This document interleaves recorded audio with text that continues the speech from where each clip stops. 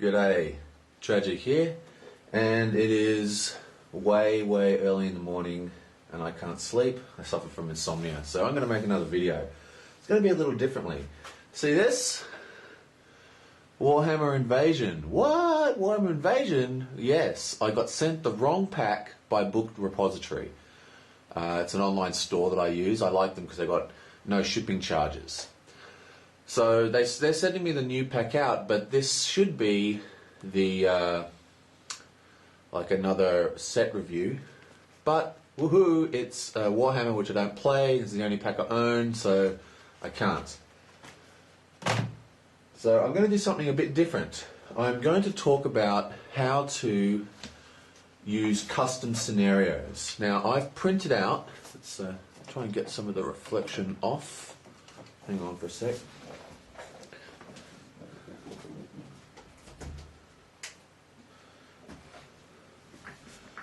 How's that? Is that even worse? There we go. So I've printed out ORC HUNT, which is a quest by a guy called Marcel, Emmanuel, beg your pardon, from Board Game Geek. It's an extremely good quest. It's one of the best custom quests available. It has some very interesting mechanics which I'll go through here.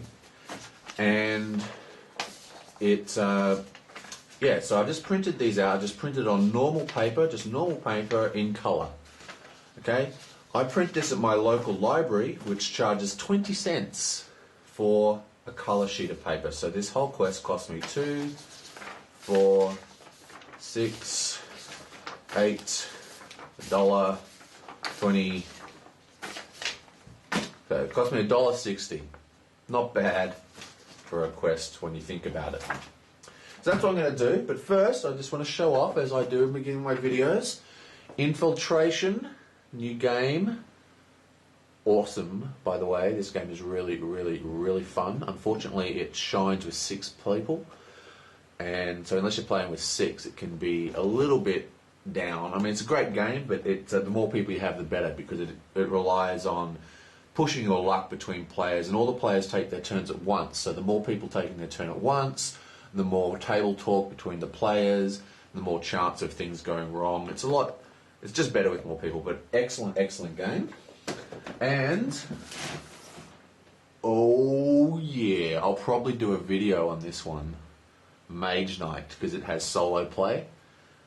Absolutely fantastic game. It's basically like Heroes of Might and Magic, the computer game, but like in a board game. You explore a map, kind of like a dungeon explorer. You level up heroes. It's got advanced level system. Very good RPG role-playing sort of board game. Excellent. And lastly, the big one that recently came into stock. Oh yeah, Eclipse. Very fantastic. 140 bucks Australian to buy this. My God. I missed this the first time it came around because it went out of print so quickly. My store got in 20 copies, and when I went in a day after they got it, they had 1 left. Very popular game, extremely good. It's basically an economics game hiding as a 4X game. So 4X is, you know, a name for a type of space sim. Anyway, so that's that. Oh, and there's one more. One more. Game for the kids. Kittens in a blender. Cute pictures, very simple card game. Very fun. Kids love it. And the theme's kind of cool. They've got these great little drawings. I'm a cat lover, even though it's got a sort of violent title. Anyway, so let's have a look at how this works. What we're going to be doing is doing ORC HUNT. So you need a cutting board, like what I've got here. Now I suggest, if you're going to do any kind of modelling or cutting, it's not 100% needed, but it is very worth spending the money to get a proper cutting board that's called self-healing. That means if you cut the thing, it kind of heals itself, sort of squishes back together. and it makes a huge difference and means these last for a long time. So get a self-healing thing and get one of these, just you know, a Stanley knife. They're very, very obvious.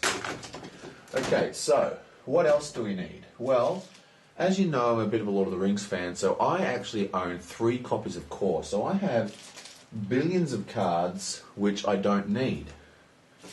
This is one of my, see it's got a big X on it? This is one of my packs of all these cards are not being used by me. Because I've got 2 sets unused of all the encounter cards, and I've got 2 sets unused of all the cards that had 3 of a kind for the player deck, blah, blah, blah. So I've got lots of these cards, and here is how you can use your spare cards to make custom scenarios, or, incidentally, to make proxies. And what I mean by proxies is, say you want to play with 3 unexpected courages, but you don't want to spend an entire core set, buy an entire core set to get that third or that second unexpected courage. You can use this exact same method to get proxies. And what's so great about it is that it's completely non-destructive. So as you know, I use dragon shields. So all these cards, these are my spares, are actually already sleeved in a dragon shield. I don't know if you can see that, but there's a dragon shield there. Okay, so let's see how this is done. First thing you need to do is, actually, you know what I might do? I might just move my Wacom, so I've got a bit of room here. Okay, can we still see? Sweet. Okay, so what I'm going to do here is just cut all these things out, and then we are going to be ready to rumble. So let's do this.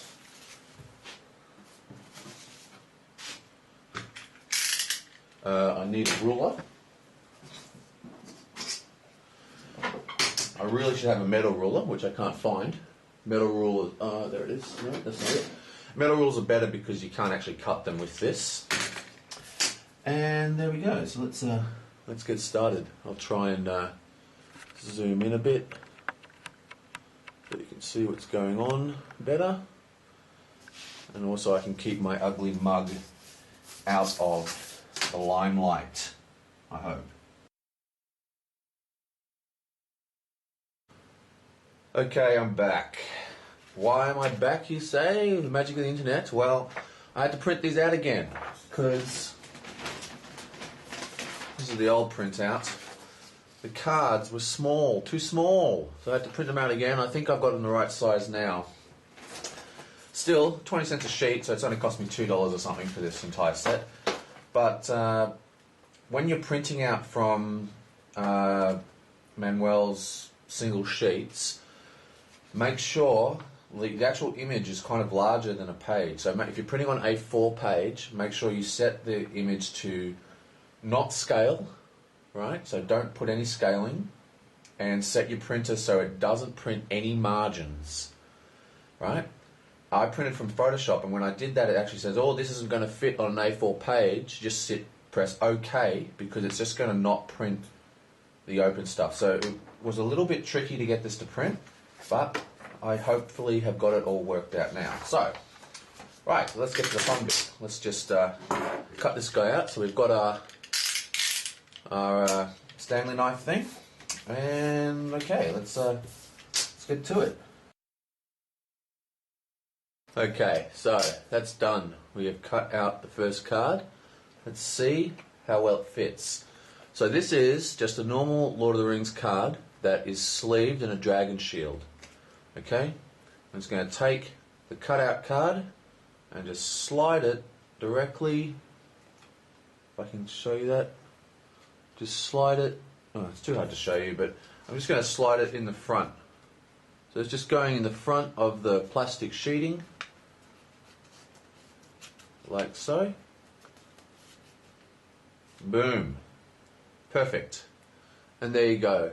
New card, same back. Now, you might notice, if you're a real stickler for details, because the cards have rounded corners, and these cards are matched to the same size, the little tips of the card are going to poke over the edge. So if you're a big fat cheaty person, you could actually see this card coming off the deck and go, well, I can see the little tip, I know it's going to be a custom card. So what you can do to fix that is you just take a nice pair of scissors, awesome. Scissors are like a good knife, you know, you buy a good pair of steel scissors, you can sharpen them, and you'll never have to buy another one your whole life. But then just take the sheet, the little card, and just snip off the very tips of the edges. Just cut off the edges. Doesn't have to be very much. You only need a tiny little tip cut off, like so. So see how the edges are, I've just cut the edges off there. Is that in focus? See, I've just cut the edges off. Now when you slot it in, like so, nothing pokes over the edge. I mean, I don't know if you can see, but it's now completely undetectable. So if I grab, here's another card, you can't tell which one's which, but doing, one is a new card. And that is how to make cheap custom quest cards without going to expensive printers and printing on expensive cardboard and stuff like that. And it is also the way to do proxies.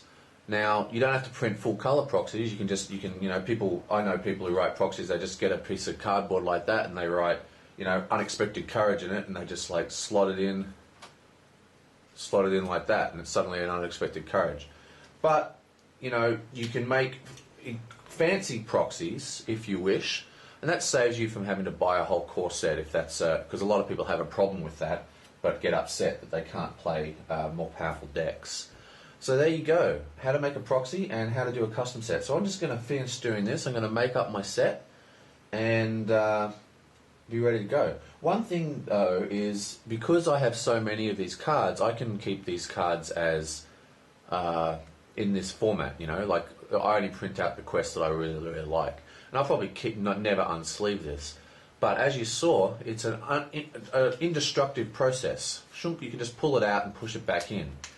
So what that means is, once you've got these set up, you can put it, even if you don't have multiple copies of core. Like say you're playing, you know, the Daradelf packs, or pretty soon the Hobbit's going to come out. People are going to not play Daradelf as much. You've got all those encounter cards that you can use, and if you feel like playing the old ones, just pull these cards out. So that's that. Okay, I'm just going to finish doing this, and then I'll review the set.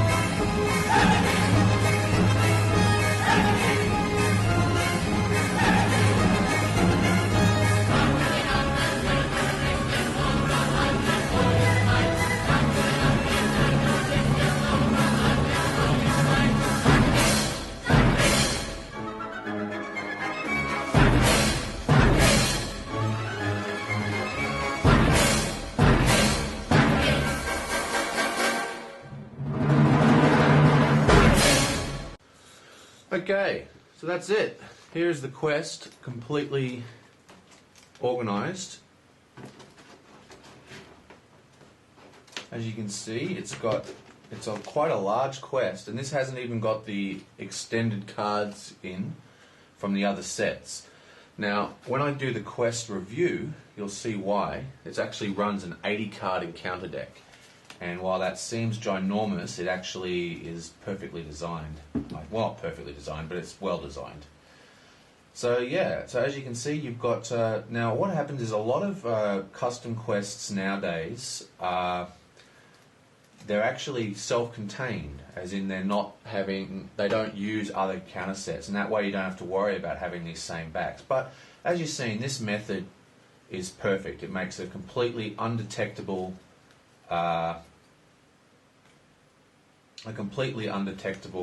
encounter set. Now, you don't have to snip the corners off for these cards, for the quest cards, of course. And you can use the same method for doing proxies. Make sure you clean up your table. Get rid of that. For doing proxies, you can do it. There's a lot of things you can do with this. For example, I've got this Japanese game. Okay, it's called Barbarossa. I picked it up mainly as it's a curiosity rather than it's a game that's very good. But it has. It's a bit sexual, but it has. It's all in Japanese, right? So, and there's a lot of really awesome Japanese games, and other Korean games, and you can use the same method to print out English rules. And there's often matching images where you can just print out the English rules, slip them in the front, and you can play these games as well. So there's a lot of uses for this technique, and that is it. So here is the quest, ORC HUNT. Okay, zoom in there, get a final shot.